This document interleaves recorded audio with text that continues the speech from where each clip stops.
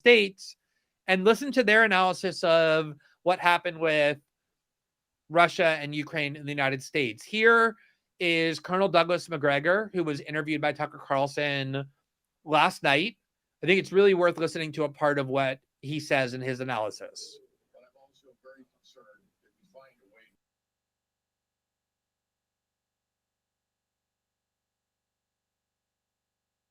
Yeah. But I'm also very concerned that we find a way to avoid a conflict with Russia.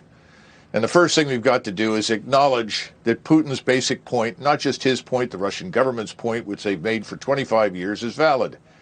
They don't want U.S. forces and missiles and NATO troops immediately across the border in eastern Ukraine. Absolutely. We didn't want them in Cuba. He doesn't want them in eastern Ukraine.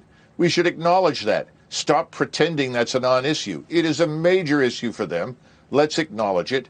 And let's get down to business and then tell them, fine, our concern at this point is we don't want you to proceed west towards the Polish border over the Dnieper River in Ukraine.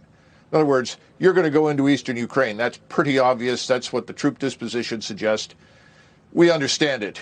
We would prefer not, but ultimately we do understand your point. We acknowledge it. We are ready to neutralize Ukraine. Ukraine doesn't have to be in NATO. Neither does Georgia. And we can discuss those terms of neutrality. Now, if you will accept those terms, then let's talk about the other things that are important. The INF Treaty, making that relevant again. What about where troops are near borders and when they're not near borders and how they'll exercise? We can sort through all of that. We have refused to do this. And because we've refused it, we're going to watch as 130, 140,000 troops go into eastern Ukraine in the next few days. And there's not a damn thing we... Why is that even a controversial point? Why can't you say that? He's talking as a military leader who has dealt with Russia for decades.